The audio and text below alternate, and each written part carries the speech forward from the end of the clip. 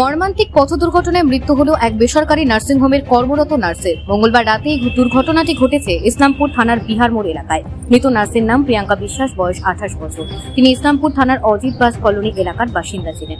পরিবার সূত্রে জানা গিয়েছে, ইসলামপুর শহরে একটি বেসরকারি নার্সিংহোমে দীর্ঘদিন ধরে নার্স হিসেবে কর্মরত ছিলেন প্রিয়াঙ্কা।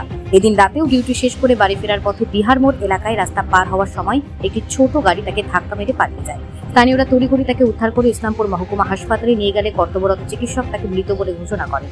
এই মর্মান্তিক ঘটনায় এলাকায় নেমে এসেছে শোকের ছায়া।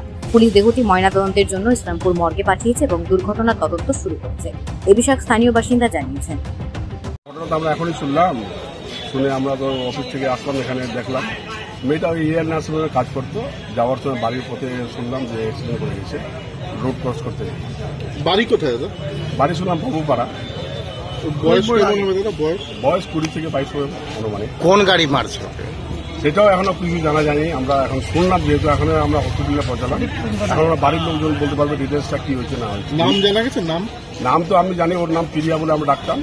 আমাদের যেহেতু ডায়াগনোস সেন্টার আছে ইউনিক কেয়ারে, ওখান থেকে ডেলি আমাদের গল্প সব বর্তমানে পেশেন্ট নিয়ে এই আলাপ তোলা পথে এইভাবে চিনে। বয়স কত হবে? 20 থেকে 22 হবে অনুমানিক। আচ্ছা, বাড়ির লোকজন এসছে?